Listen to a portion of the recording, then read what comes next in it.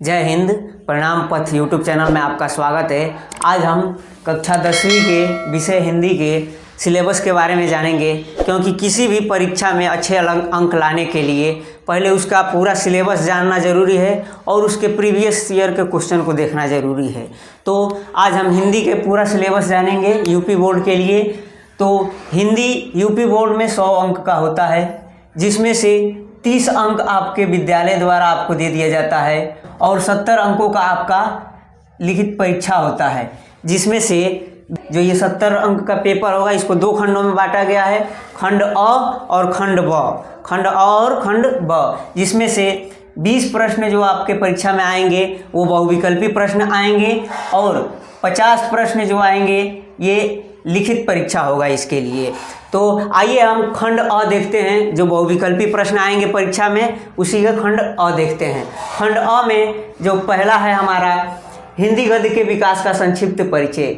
जो हिंदी गद्य है उसके विकास का संक्षिप्त परिचय पढ़ना है और उसमें भी क्या पढ़ना है, शुक्ल युग पढ़ना है और शुक्लोत्तर युग पढ़ना है। शुक्ल युग और शुक्लोत्तर युग, इससे आपके परीक्षा में 5 प्रश्न आएंगे शुक्ल युग और शुक्लोत्तर युग से, जिसके लिए प्रत्येक प्रश्न के लिए 1 अंक दिया जाएगा और ये 5 नंबर का पूरा शुक्ल युग और शुक्लोत्तर युग से आएगा। और अगला देखते हैं हिंदी पद के विकास का संक्षिप्त परिचय। जो हिंदी पद के विकास का संक्षिप्त परिचय है इसको पढ़ना है और इसमें भी पढ़ना है रीतिकाल और आधुनिक काल। रीतिकाल और आधुनिक काल से इसमें से भी आपके 5 प्रश्न आएंगे और 5 प्रश्न 1-1 अंक के होंगे, जिससे कुल मिलाकर 5 नंबर के ये प्रश्न हो जाएंगे। अर्थात हिंदी गद्य के विकास का संक्षिप्त परिचय जिसमें शुक्ल युग और शुक्लोत्तर युग है, और हिंदी पद के विकास का संक्षिप्त परिचय जिसमें रीतिकाल और आधुनिक काल पढ़ना है। इसी से आप लोगों के परीक्षा में 10 नंबर के प्रश्न आ जा रहे हैं, वो भी बहुविकल्पी प्रश्न। अब आगे देखते हैं, तीसरा है इसमें काव्य सौंदर्य के तत्व।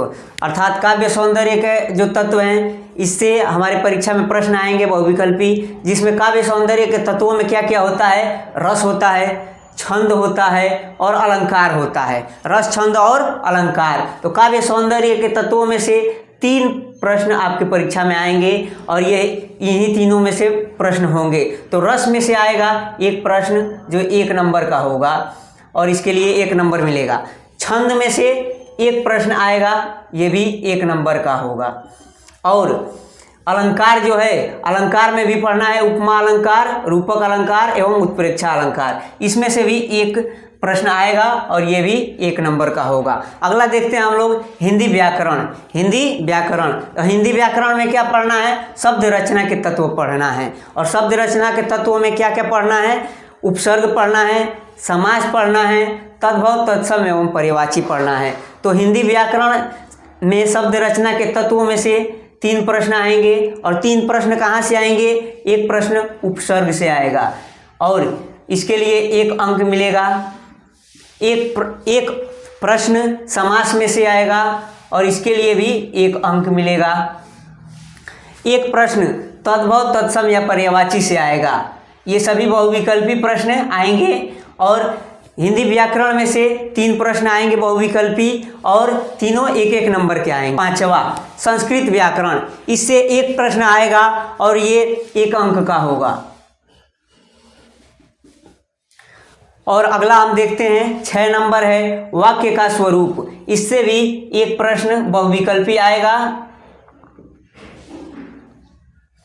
और 7 नंबर है हमारा वाच्य। इसमें पढ़ना है प्रयोग एवं वाच्य परिवर्तन। इससे बहुविकल्पी प्रश्न 1 अंक का आएगा। और अगला है हमारा 8 नंबर है पद परिचय। पद परिचय में क्या पढ़ना है, विकारी एवं अविकारी शब्द पढ़ना है और इससे भी बहुविकल्पी प्रश्नों में से 1 प्रश्न आएगा और ये भी 1 अंक का। खंड अ जो बहुविकल्पी प्रश्न था उसे हमने देख लिया है, जो 20 नंबर का आता था। अब हम लोग देखेंगे खंड ब। खंड ब ये पूर्णांक 50 नंबर का पूरा होगा और इसमें अब देखते हैं पहला इसमें है गद्य हेतु आधारित पाठ्यक्रम से गद्यांश पर आधारित प्रश्न। अर्थात गद्य में से प्रश्न आएंगे, एक गद्यांश जो होगा वो आएगा और उसमें 3 प्रश्न होंगे जो 2-2 नंबर के होंगे और 6 नंबर का ये गद्यांश 1 आएगा। अब दूसरा देखते हैं पद्य हेतु आधारित पाठ्यक्रम से पद्यांश पर आधारित प्रश्न। पद्यांश एक आएगा और पद्यांश में तीन प्रश्न आएंगे और उस 3 के लिए 2-2 नंबर मिलेगा और ये 6 नंबर का होगा।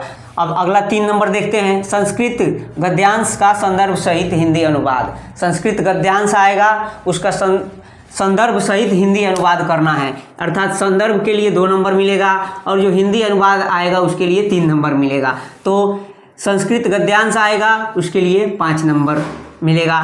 संस्कृत पद्यांश जो है, संस्कृत पद्यांश एक आएगा, उसमें संदर्भ लिखने पर 2 अंक मिलेगा और हिंदी में उसका अनुवाद करने पर 3 अंक मिलेगा। तो संस्कृत के जो गद्यांश है उससे 5 नंबर और संस्कृत के पद्यांश से 5 नंबर के प्रश्न आएंगे।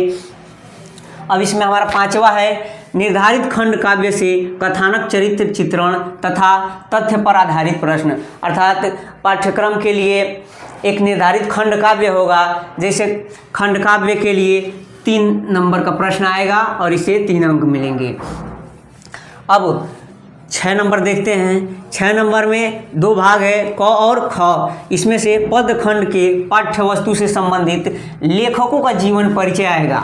लेखकों का एक जीवन परिचय उसमें से लिखना रहेगा।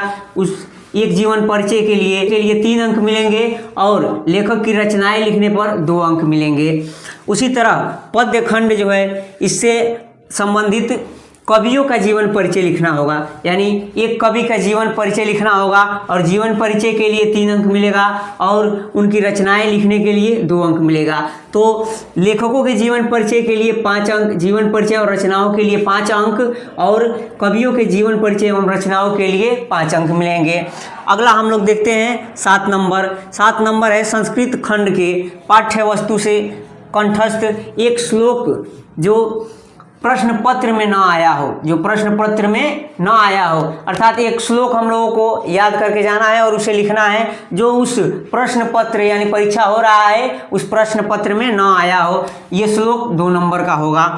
8 नंबर हम लोग देखते हैं, पत्र लेखन करना है हम लोग को। एक पत्र लिखना है और पत्र 4 अंक का एक पत्र आएगा। 9 नंबर हम लोग देखते हैं, संस्कृत खंड के पाठ्य वस्तु पर आधारित प्रश्नों से किन्हीं 2 का संस्कृत में उत्तर।